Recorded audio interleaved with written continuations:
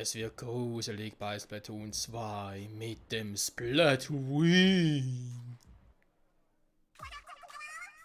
Naja, trotz allem ist es einfach nur ein Splatfest. Süßes oder Saures? Du. Ja, eins der, ich glaube, ist das zweitletzte oder drittletzte Splatfest, was aktuell angekündigt wurde von den Entwicklern. Aber ja, da ist man sowieso ein bisschen fragwürdig, oder? Wie viel es jetzt wirklich noch geben sollte, weil eigentlich letztes Splatfest, beziehungsweise das eigentlich letztes Splatfest, oh yeah. Wo sogar hieß, Final Splatfest, auch schon wieder über ein Jahr her und so. Und ja, es gibt eben noch Splatfests. Und ich würde daher sagen, wir legen direkt mal los und genießen einfach die Atmosphäre zu Halloween, beziehungsweise mittlerweile nach Halloween. Ich nehme das ja am 1.11. auf. Ihr werdet es vermutlich am 2.11. sehen. Oder am 3., je nachdem, wenn ich es rauskriege. Süß oder Saures? Ich habe mich für Saures entschieden, einfach mal, weil ich mir dachte, ja komm, das war was anderes. Weil ich eigentlich sonst immer Süßes nehmen würde. Wobei generell, vielleicht liegt es auch im Alter, aber generell haben so meine Geschmacksknospen sowieso ein bisschen verändert. Ich esse nicht mehr so viel Süßes wie auch schon. Klar, als Kind isst du generell mehr Süßes als Erwachsener, das ist schon klar. Aber ich merke es mir vor allem auch so bei, wenn ich so die Auswahl habe. Vor allem auch bei Früchten und so. Ich komme jetzt nie auf die Idee, einen roten Apfel zu essen, der bekanntlicherweise süß ist und die grünen Äpfel sind ja eigentlich eher ein bisschen saurer.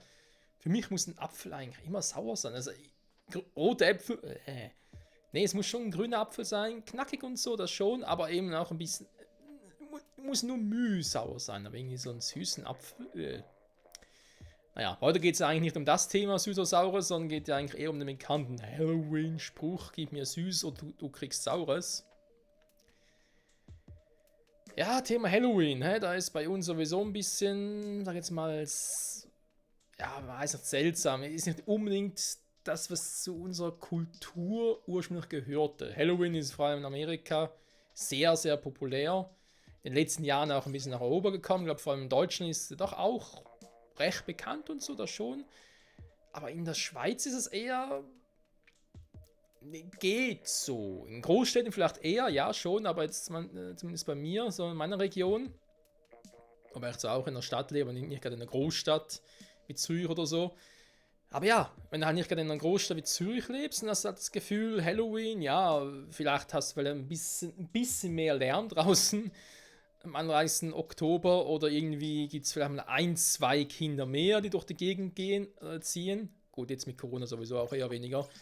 Aber generell ist jetzt nicht so, dass ich sage, yo, Halloween, das ist ähnlich wie Silvester oder so, wo man ja zum Teil auch morgens durch die Gegend zieht. Morgens um 5 schon. Und bei Nachbarn klingelt. Irgendwie was Süßes wieder oder so.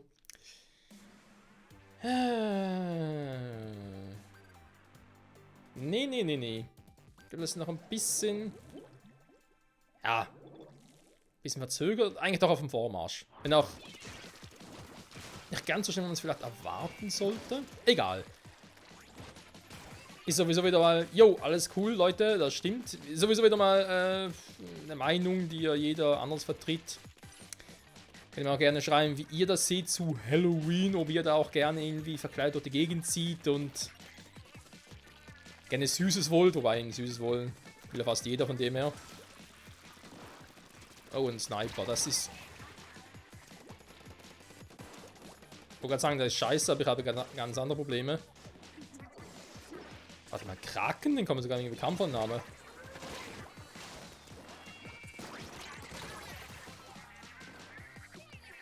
Ich habe zumindest schon mal ein paar Mal gegen einen Typen namens Kraken gekämpft, was jetzt nicht heute oder so, oder generell jetzt beim Splatfest, sondern einfach sonst.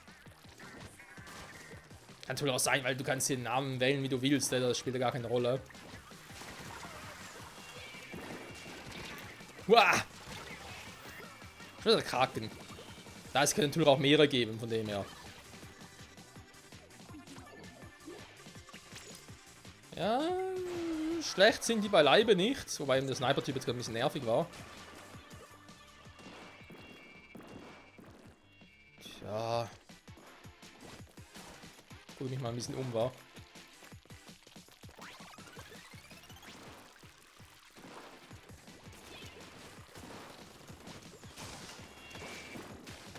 Ja, schon der Kraken. Aber er wurde erledigt, der Kraken.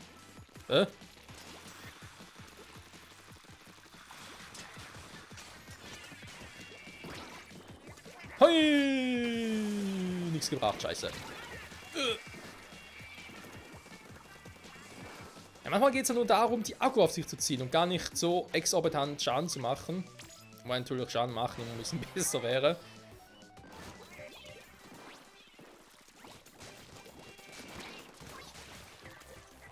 Also der Kraken, glaub schon, wa? Wenn sie sich das ging so schnell, hat den Namen gar nicht richtig lesen können.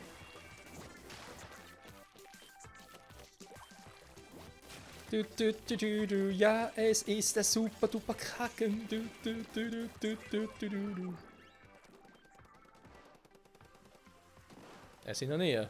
Also sehen wir, sie sind in der Nähe.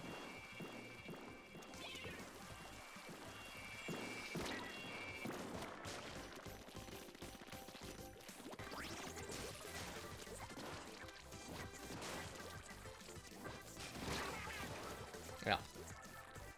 Was haben die mit... Nein, Leute, was habt ihr in der Mitte gemacht? Ich dachte so, ich bin da schön vorne, um die Akku auf mich zu lenken, jetzt haben sie in der Mitte versaut. Jo, das war's, wir haben verloren. Das ist ja mal eine schöne Scheiße. So schön die Wandelzone, aber hier muss halt die Mitte im Besitz haben, sonst ist es ein bisschen doof. Oh Mann, Leute.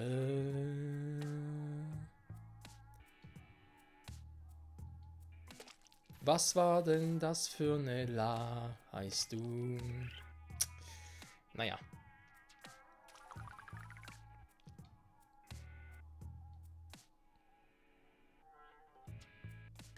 Voll die Deprimuke. Gut, mal Waffenwechsel, wa? Was nehmen wir da? Was wir mal ausprobiert haben, letztens hat auch ein bisschen, man sieht's hier, ein bisschen noch neue Moves und so weiter. Also Moves, neue Waffen halt. Wenn mal hier, Chopper. Der ist zwar nicht neu, aber sieht neu aus. Kein Plan. So, wie sieht's von der Zeit her aus? 7,5 Minuten, okay, da passt. Da hatten wir jetzt so nicht mehr allzu lange hier die Special-Dinger machen. Vor allem nachher mittlerweile wieder ja auch häufiger Videos pro Tag hochlade. Daher hätte ich jetzt mal gesagt, so 30 maximal, wirklich maximal 40 Minuten, aber tendiere auf die 30 Minuten.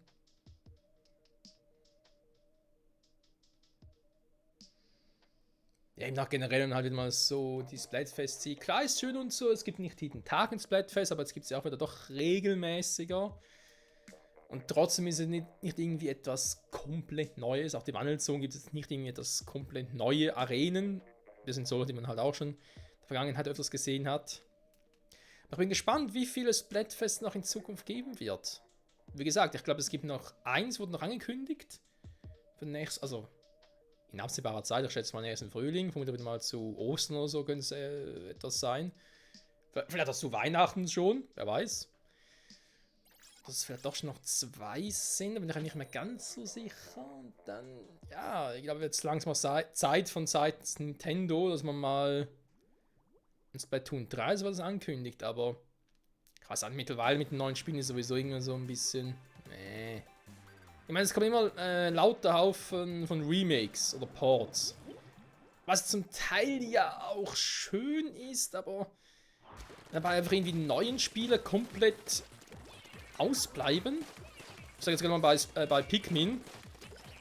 Klar, Pikmin 3 und so ist alles schön und gut. Also Pikmin 3 Deluxe in dem Fall ist natürlich alles schön und gut. Weil es auch ein bisschen neuen Content bietet. Okay, wieso der mich erwischt, hat keinen Plan. Ja, ich bin direkt rein, aber wieso das direkt in dem Ort war, kein Plan. Das soweit verstehe ich ja, Leute, aber vor allem bei Spielen, die schon längstens angekündigt wurden, also im Pikmin 4 wurde ja auch schon lange mal angekündigt oder eben auch mit neues Metroid-Spiel. Aber sieht man auch, momentan eigentlich nichts. Und das ist, oder ich kriege natürlich keine Infos, ich meine, klar, aktuell ist sowieso ein bisschen doof.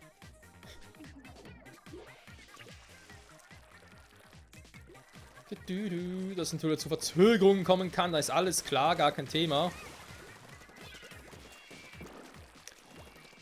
aktuellen, wirklich sehr, sehr dummen Situation. Aber was willst du machen, wa? The show must go on, trotz allem.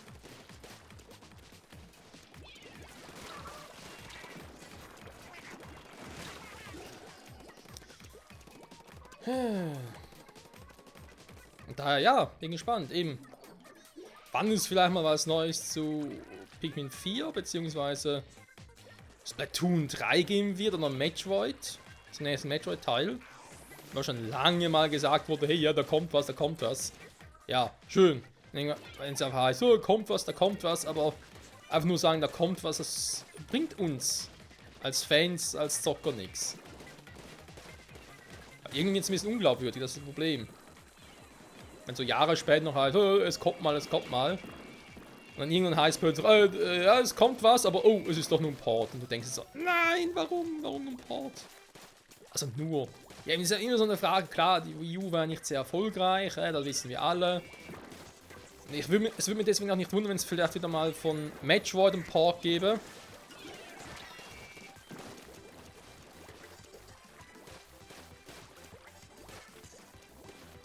So ähnlich wie es damals für die Wii auch eingab.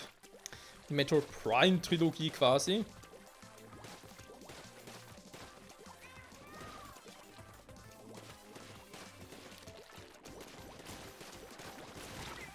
Hä? Haben doch zweimal getroffen. Aber es extra nichts gesagt, um mich zu konzentrieren und trotzdem. Hä? Ja, okay, manchmal. Weiß auch nicht. Uah.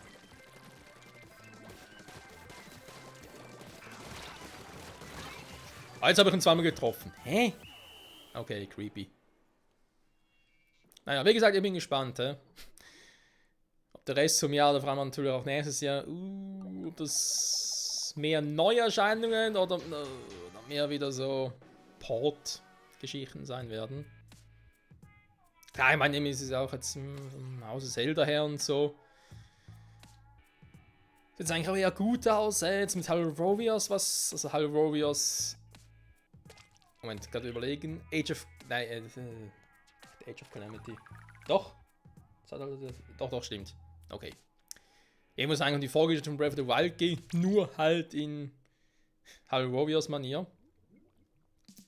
Und vermutlich sowieso dann noch eine alternativen Zeitlinie. Das ist soweit alles cool. Wir wissen ja auch schon vom Nachfolger von Breath of the Wild, da ist auch schon alles angekündigt und geteasert worden. Alles perfekt. Und auch dort würde es eigentlich stören, wenn es plötzlich heißt, hey, wir machen noch quasi eine Jubiläums-Edition, auch wieder von The Wind Waker, was auf der Wii U HD gab, oder Princess auf der Wii U HD und vielleicht sogar noch auf Skyward Sword. Noch ein Port auf die Switch, weil von der Steuerung und so müsste es eigentlich funktionieren. Wäre alles möglich, wäre alles gar kein Problem. Aber eben, das ist halt nur, ja, wie soll man so sagen? Es ist halt wiederum nur etwas, was nur die einen interessiert, nur die Zelda-Fans interessiert. Was ist mit den anderen Hardcore-Fans? Gut, Pokémon, das ist ein anderes Thema. Da wird er momentan auch relativ gut bedient. In Pikmin wird man jetzt so ein bisschen vertröstet. Metroid kriegen wir gar keine neuen News. Splatoon, ja, haben wir da so ein Thema.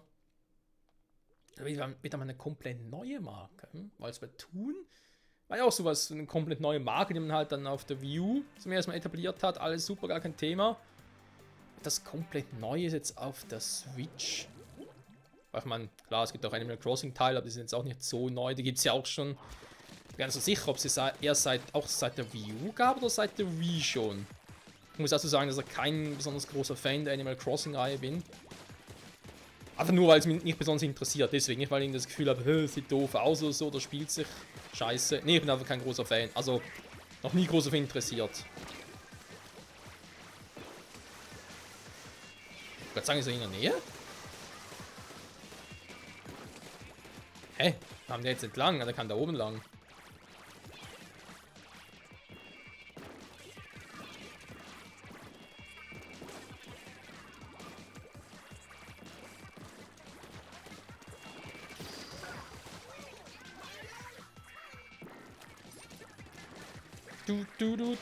Ist er hinter mir?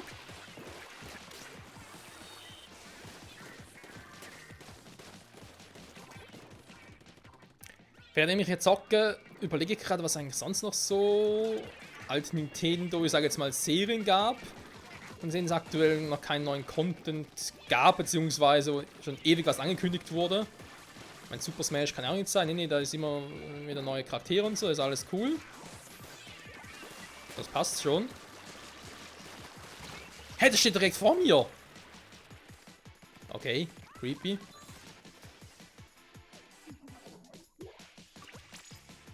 Das passt soweit schon. Mario Kart, ja, mein komplett neuer Mario Kart Teil wäre jetzt auch nicht so schlecht gewesen. Aber immerhin gab es mal irgendwie, wo man sagt, hey, das kann man gut zu Hause zocken. Privat, auch nicht online. Was sonst noch so, wenn wir schon im Thema online sind und so. Ja, Mario Party. Oder Super Mario Party. Eigentlich ein geiles Spiel. Aber dass man es immer noch nicht geschafft hat, das vernünftig online anzubieten. Online-Modus. Ich meine, was haben... Hä? Wir haben jetzt getroffen. Okay, krass Verzögerung. Einen krassen Delay. Wir haben natürlich... Ja, schon die Minispiele. Du kannst Minispiele online mit anderen zocken. Geil. Aber warum, dass man das nicht hinkriegt? Irgendeinen richtigen Online-Modus oder so, das verstehe wer will. Das gibt auch keinen Sinn. Weil es ist nicht so, dass man irgendwie sagen kann, ja, unsere Konsolen unterstützen das nicht. Nee. Es gibt ja mittlerweile auch schon diverse von Drittentwicklern meine ich halt, Entschuldigung. Ein bisschen konzentrieren. Von Drittentwicklern bzw. in anderen Studios, wie eben zum Beispiel auch Monopoly, auf der Switch gibt es ja auch. Und das ist auch kein Problem. Online-Spielen und so. Halt eine richtige Runde.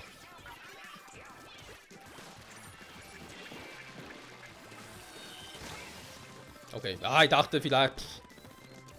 wäre weit genug weg oder so, kein Plan. Dann sind am Schluss noch alle gekillt, aber wir haben, glaube ich, trotzdem gewonnen. Naja, das haben wir gewonnen. Sehr schön, Leute, nochmal gewonnen. Sehr schön. Ja, ist halt immer so... Weiß auch nicht. Irgendwie bei solchen Spielen, ich glaube, seit der Wii ist ein bisschen der Wurm drin. Ich kann mir vorstellen, seitdem die Erwartungen halt immer ein bisschen größer wurden. Man sieht es auch jetzt an ganzen Port-Geschichten, sag ich jetzt mal. Oder Remakes oder whatever. Haben, glaube ich, jetzt auch gut bei der Super Mario 3D All-Stars Geschichte gesehen. Etwas erwarten, was ich da habe. Okay, ja, das passt. Nehme ich gerne. Und zwar hinsichtlich Super Mario 64, was da drauf ist, Sunshine und Galaxy. So, natürlich alles Klassiker, gar kein Thema. Super Mario Sunshine, bisschen untergegangen, vor allem ja wegen Gamecube, die war jetzt vor allem in Japan nicht so erfolgreich, im Gegensatz zu Wii. Und nee, warte mal, ich glaube, die Wii war dort auch nicht so erfolgreich. Nee, warte mal, nee, war anders. 64 war nicht so erfolgreich dort, dafür bei uns umso mehr. Und die Wii war ja überall ein Verkaufsschlager. Naja, jedenfalls ungefähr. Auf alle Fälle eben, da siehst du auch, vor allem siehst du dort den krassen Grafikunterschied zwischen dem 64 und Gamecube, also sprich zwischen Super Mario 64 und Super Mario Sunshine. Aber zwischen Super Mario Sunshine und Super Mario Galaxy siehst du nicht mehr so groß. Wenn natürlich dann, also ich gebe jetzt auch mal so meinen Input davon ab, wie ich das sehe, wie es sein könnte. Von Seiten Nintendo, sie entwickeln für Gamecube echt krasse Spiele. Da gab es wirklich geile Spiele, auch die Metroid Prime-Reihe, die damals begann und so. Oder Pokémon XD und Pokémon Colosseum waren auch geile Spiele. Aber die Konsole wird jetzt nicht so geil verkauft. Hä? Du hast aber trotzdem geile Spiele entwickelt und dann kommt die Wii. Ist eine super geile Konsole, du entwickelst super geile Titel, auch neue Titel und so, neue Marken, alles geil. Und dann geht es weiter mit der Wii U. Zum einen wieder neue Marken etabliert, ebenso wie Splatoon. Oder, mit der Wii Fit war ja schon logischerweise auf der Wii. Nicht nachher, ja. Und dann irgendwann denkst du so, ja, neue Marken, schön und gut, brauchen halt ihre Zeit. Aber du hast natürlich auch die Weiterentwicklungen der alten Marken. Bei Pokémon, gut, das ist natürlich nicht Nintendo selbst, das ist der Game Freak. Aber vielleicht jetzt generell jetzt nicht so das Problem. Weil du ungefähr weißt, hey, neue Pokémon, vielleicht neue Entwicklungen. Einfach das ein bisschen weiterentwickeln, fertig. Das Grundkonzept ist das gleiche. Bei anderen Serien, wie zum Beispiel Zelda, hat man sich nur ein bisschen Wert darauf gelegt, hey, pro Konsole muss die Steuerung, das System generell muss alles intuitiv sein, es darf sich nicht wiederholen. Okay, kann man so machen.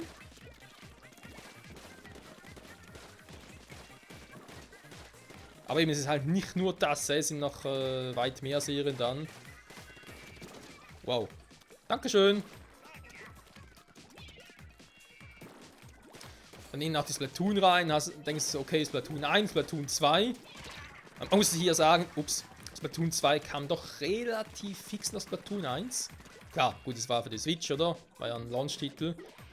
Und Splatoon für die Wii U war kein Launch-Titel. Und die Wii U eben, weil man sowieso relativ schnell aus dem Verkehr ziehen, nachdem man gesehen hat, nicht so geil alles.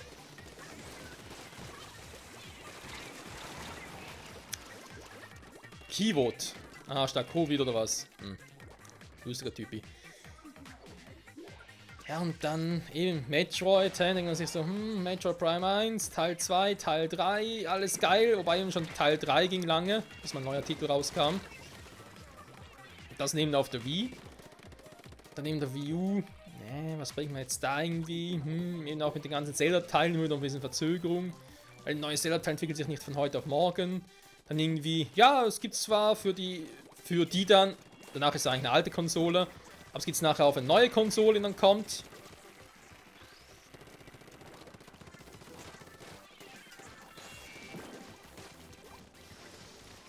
Oder alles Zeit und vor allem Ideen, ne? Du willst nicht irgendwie das gleich mal wieder neu aufwärmen. Aber das ist vielleicht auch ein bisschen das Problem, dass man sich als Entwickler zu viel Druck macht. Und die Fans wollen einfach nur, in diesem Falle von Metroid, einfach nur wieder ein geiles, richtiges Metroid Prime. Darf die Story von Metroid Prime 3 und Metroid Prime 2, die damals ein bisschen ins Leben gerufen wurde, fortführen und fertig. Und die Entwickler denken sich also, nein, es muss auch etwas intuitiv sein, alles komplett neu und so. Ja, da kommt es natürlich auch zu Verzögerungen, wenn halt irgendwie so scheiß Pandemies und so weiter gibt oder sonstige Schicksalsschläge in der Firma, Unternehmen. Da ist ein bisschen doof. Alles ein bisschen doof. Neben die Pokémon-Reihe ist halt auch so ein Thema, wa? Pokémon geht schon sehr, sehr lange. Die Frage ist, wie lange willst du das Teil noch melken? Vor allem natürlich auch mit eben pro neue Generation nicht nur neue Pokémon, nein, es muss auch irgendwie ein komplett neues, super geiles System dahinter sein. Ein bisschen mit 5. Generation kann man einfach nur mit Pokémon so aus, fertig. Dann dachte man sich zur ersten Generation, hey, die Mega-Entwicklung einführen. Ist natürlich geil gewesen, gar kein Thema. Ich liebe die Mega-Entwicklung bei Pokémon. Aber warum dann in der folgenden Generation schon was Neues? Warum nicht in der 7. Generation das nochmal ein bisschen ausbauen, auch noch einführen? Nee, da bringen sie Z-Attacken. Da denkst du so, okay, sieht ein bisschen sehr imbar aus, dass plötzlich alles in der Arena kaputt geht und so, ein bisschen übermächtig, aber okay, gut. Kannst du mit leben? Und dann kommt die 8. Generation auf der Switch. Denkst du dir so, hey geil, endlich wieder mal, nachdem ja Sonne, Mond, Ultrasonnen, Ultramond, also die Alola-Region von 3DS jetzt nicht so der Hammer war. Die Let's Go-Teil auch eher ein bisschen, ja, da ist doch für Anfänger, sag ich jetzt mal, nicht für Pros. Und vor allem wieder mal die erste Generation remaked. Ja, dann kommt Schwert Schild, denkst du so, yeah, geil. Endlich mal neue Generation, vor allem auf der Switch ist doch alles super. Und dann was passiert? Ja, dann hauen sie die Dynamaximierung raus oder Giga-Dynamaximierung, die einfach nur denkst, Alter, was haben die geraucht bei Nintendo? Beziehungsweise bei Game Freak. Man kann sie lieben, man kann sie nicht lieben. Das ist, denke ich mal, ähnlich wie mit der Mega-Entwicklungen, mit den Z-Attacken, ähnlich wie mit neuen Pokémon. Gibt ja viele, so wie ich auch, die der Meinung sind, hey, Nintendo, beziehungsweise eben Game Freak halt, logischerweise, denen geht irgendwie seit der 4. Generation die Ideen aus, was neue Pokémon, Aussehen, Namen und so weiter betrifft. Die sehen nur noch irgendwie kacke aus. Geschmackssache. Sehe ich zwar jetzt auch so, ich bin jetzt auch kein großer Fan von... Sag mal, kannst bitte mal wieder... Ein großer Fan der Pokémon der 5. vor allem. Die 6. finde ich ging jetzt eigentlich noch. Also größtenteils natürlich. Gibt immer natürlich Ausnahmen und sagen, hey, 1, 2 Pokémon sind geil, der Rest kacke. Die 8. habe ich bisher noch gar nicht gezockt, weil ich eben mit der ganzen Giga-Dynamaximierung Kack gar nichts anfangen kann. Das ist ein anderes Problem. Mit einem generellen Spielkonzept oder System nichts anfangen kannst, bist du natürlich am Arsch.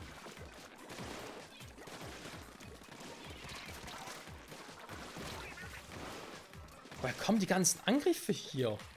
Hä? Der steht vor mir, ich hätte aber hinterrücks angegriffen. Hä? Wie macht das Sinn, bitte? Das sind halt eben so Sachen, die einem dann ein bisschen Kopfzerbrechen, sag ich jetzt mal, bereiten. Oder man sich fragt, soll das jetzt so sein? Oder was haben sich die Entwickler dabei gedacht? Hä?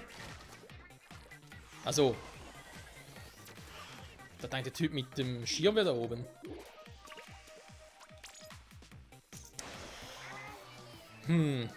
Ist halt ein bisschen schwierig, wa? Und dann natürlich auch, wenn man dann auch merkt, wir haben da was Neues entwickelt, aber die Spieler sind nicht so begeistert von, was machst du da? Ah, natürlich haben jetzt alle noch Schutzschilde drauf und so, ja, ganz geil. Dann, Freunde, dann ist es natürlich ein bisschen schwierig.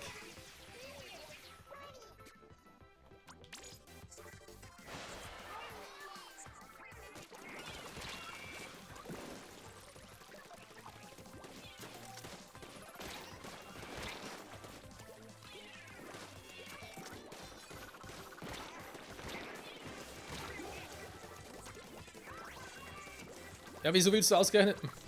Moment, ich komme. Dauert ein bisschen. Ich will jetzt unbedingt, dass ich da zu ihm komme. Wenn das jetzt irgendwie ein Punkt, wo ich mir sage, strategisch wertvoll, weiß ich nicht.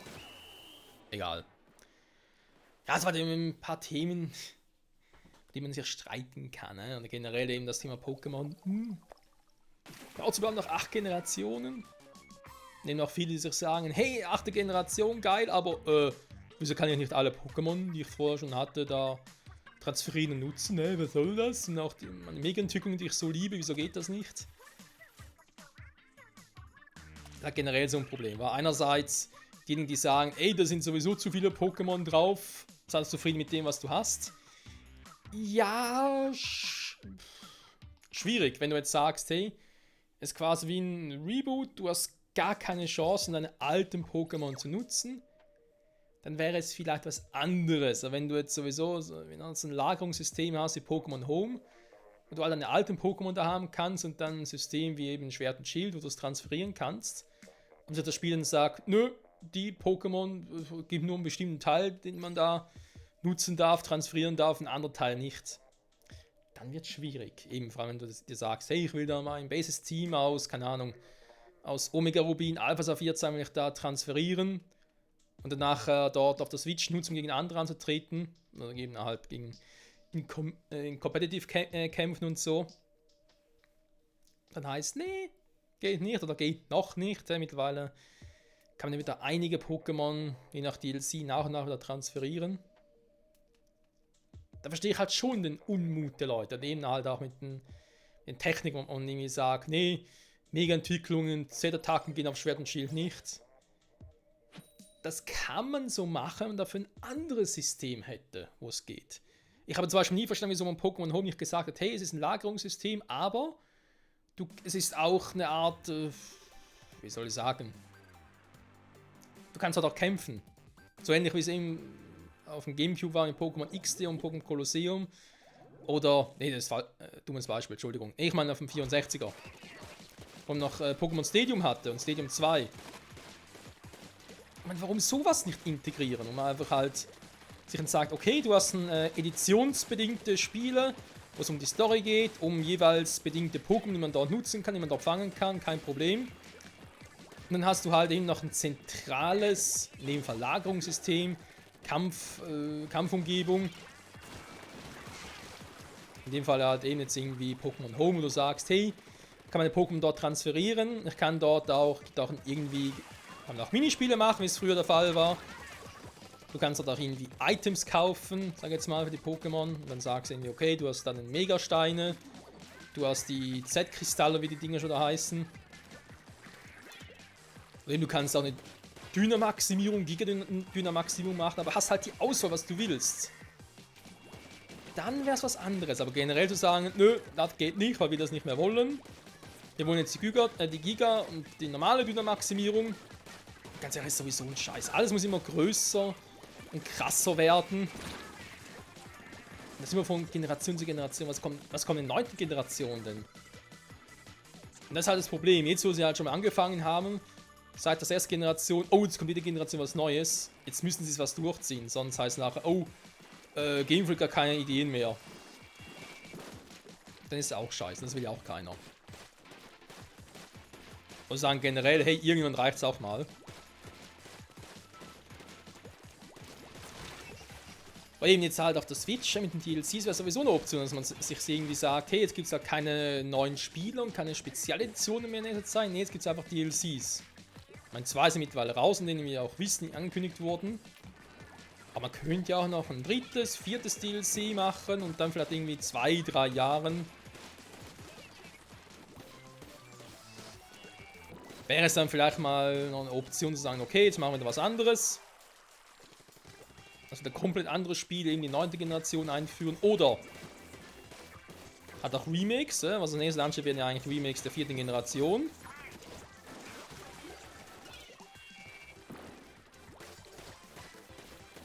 Hat sich eigentlich auch schon sehr, sehr viele freuen. Ich eingeschlossen, wobei eben, wenn man sich dann denkt, 4. Generation, wie sieht es denn aus? Wird es irgendwie auch um die Dynamaximierung gehen und so. Das war ja damals bei der 6. Generation, beziehungsweise, Moment, muss jetzt gekillt werden. Den habe ich nicht gesehen, sorry. Bei den Remakes von der 3. Generation, sprich bei Omega Rubin Alpha Saphir war es ja auch so ein Thema. Ich hatte gesagt, okay, Mega-Entwicklungen haben wir eingeführt mit der 6. Jetzt gibt es Remakes, da machen wir das auch nochmal. Nochmal ein bisschen gucken, von wegen, hey, wir können das damit noch ein bisschen besser klären, storytechnisch und so, mit neuen Formen. Total Ultra-Formen, ne, von Kyogre und Groudon. Oh Mann, oh Mann, oh Mann. Bin gespannt, was bei der Remakes der 4. Generation dabei herauskommt, falls es überhaupt welche mal gibt. So, ich weiß aber jetzt ein bisschen lange über Pokémon gequatscht, obwohl wir eigentlich hier beim Splatfest sind, aber ich weiß gar nicht, was ich sonst über Splatoon und so quatschen soll. Was irgendwie auch nichts Neues gibt, du musst irgendwie über das Neue quatschen. Könnt ihr auch über Corona quatschen und sagen, was ich davon halte, aber keinen Bock drauf. Weil, was willst du dazu sagen? Es ist ein scheiß Virus, der uns alle Leben zerstört auf unterschiedliche Art und Weise. Die einen körperlich, die es haben, schwere Verläufe haben, die anderen gesellschaftlich. Oder vielleicht sogar, wenn du halt siehst, auch von wegen Altersheime absperren und so, Pflegeheime, weil ist so gefährlich, müssen die Alten und Kranken schützen. Schön und guter Gedanke, aber willst du Personen, die eben ein solches Stadium des Lebens erreicht haben, noch so bevormunden und sie von ihren Familien trennen? Danach sterben sie dafür statt ein Virus irgendwie an Einsamkeit, das ist ein anderes Thema. Deswegen, da will ich jetzt will ich gar nicht drüber diskutieren, weil es sowieso nichts bringt. Hoffen wir auf, dass es bald vorbei ist. Und natürlich uns die Erfahrung vom letzten halben Jahr, schon ein bisschen mehr, leider, was anderes gelehrt hat. Aber egal. Ich würde sagen, Freunde, macht noch eine Runde. Ich hoffe ja auf die Wandelzone, so als grünen Abschluss. Dann sind wir so auch bei 35, 36 Minuten. Sogar knapp 40, wie es eigentlich ursprünglich angekündigt hatte. Und reicht es nachher auch, war wieder mal für heute. Eben sonst steht leider nichts Großes an. Ich meine, ich wollte dieses Wochenende ein bisschen früher zocken, das Spiel, also das Splatfest, das Splatoon. Aber jetzt ein bisschen ungünstig, weil wir hatten halt, zum einen, ich habe ja mit den Let's Go Time angefangen zu zocken. Weil ich privaten Freund habe, der das jetzt auch gezockt hat, der mir mal gefragt hat, so von wegen, hey, kannst du mal das und das tauschen, weil ich habe Let's Go Pikachu und du hast ja Evoli. Und ich wollte wieder mal mit der Pokémon-Reihe anfangen, dann mir so, okay, komm, statt irgendwie direkt mit Schwert und Schild, das ist ja sowieso eigentlich abkotzt oder ankotzt. Wenn du eine Dynamaximierung-Geschichte machst, halt irgendwie, ja, machst halt Let's Go. Also eine eingeschränkte Version ist, aber ist ja egal. Ne? Jetzt sagst du das wieder ein bisschen, damit du da ein bisschen Fahrt aufnimmst und in die ganze Reihe reinkommst und so, ist doch geil. Ja, und dann was passiert? Halo Warriors, neue Teil, kriegt jetzt eine Demo-Version, denkst du so, oh, muss ja auch zocken, weil in knapp einem Monat kommt ja die Vollversion raus. Und dann, jetzt ist aber das Wochenende, wo Pikmin 3 rauskommt, Deluxe-Version. Das hast du vor knapp 2-3 Wochen, hast du die Demo-Version durchgezockt, bist du da voll ins Pikmin-Fieber reingekommen, jetzt musst du direkt weiter zocken. Und dann plötzlich wieder die Meldung, hey, es gibt jetzt ein Splatfest. Und ich so, oh super, ein ganzes Wochenende nur zocken. Und jetzt, wo ich sowieso mit Anno 1800, mit dem letzten DLC im Land der Löwen angefangen habe und Darüber hinaus natürlich auch noch mit Marvel's Avengers. Als neues Let's Play, als Wochenendprojekt. Ist gerade ein bisschen viel auf einmal. Klar, sind Games und so, ist alles geil. Trotz allem, macht es Spaß. Aber wenn es manchmal nicht so klingt, aber es macht Spaß. Und ich hoffe natürlich euch auch, wenn ich jetzt eben in einem Splatoon oder Splatfest Video vielleicht ein bisschen viel über Pokémon gequatscht habe. Die generelle Entwicklung. Aber ja, ich bin gespannt, wie es generell weitergeht. Seien es Nintendo, seien es der Switch. Ich glaube jetzt nicht, dass irgendwie eine Switch 2 bald rauskommen wird.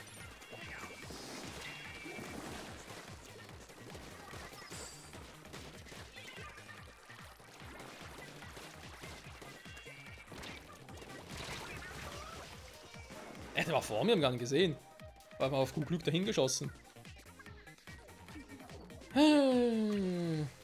Ja, warum keine Switch 2? Erstmal gab es gerade erst eine Switch Lite. Und zum anderen kann ich es mir deswegen auch nicht vorstellen.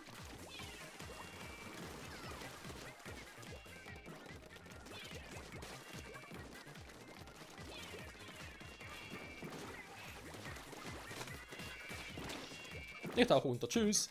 Ich kann es mir deswegen auch nicht vorstellen, weil es glaube gerade auch erst eine verbesserte Version der Switch gab. Also verbessert im Sinne von, ey, du hast jetzt der Akku hält ein bisschen länger und so, vielleicht ein bisschen besser Prozessor. Und ja, man, was soll die Switch, eine Switch 2, was soll die können? Soll da einfach irgendwie heißen, okay, jetzt hast du halt 4K-Unterstützung.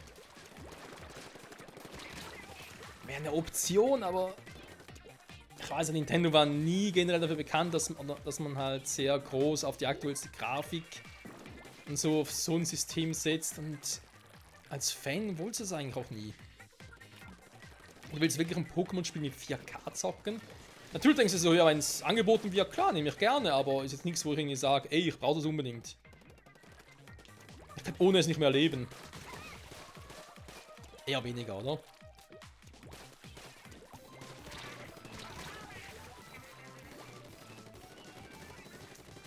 Das ist dann halt ein bisschen schwierig. Verliere ich jetzt ernsthaft? Nachher gut, ist auch kein keine Wandelzone von dem her. Ja, wie gesagt, ist halt ein bisschen schwierig. Ja?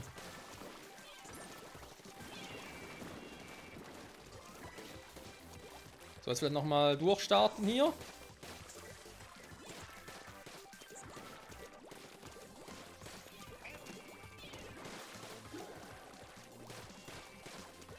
Ein paar Punkte generieren, sag ich jetzt mal.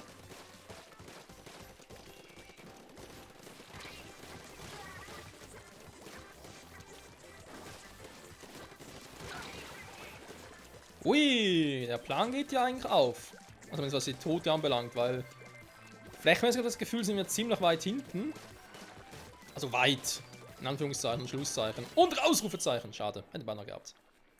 Ja, komm schon. Die Aufholjagd muss ja belohnt werden. Und wird sie nicht.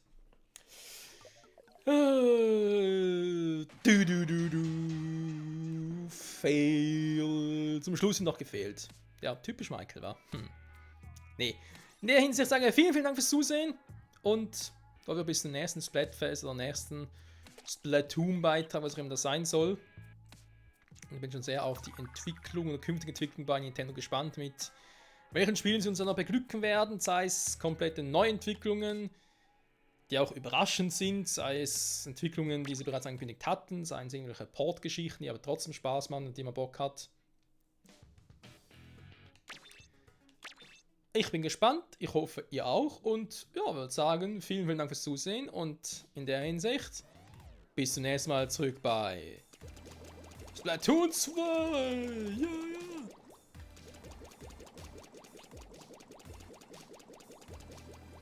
Ja, glorreicher Sauer-Fan, Michael verabschiedet sich. Ciao zusammen.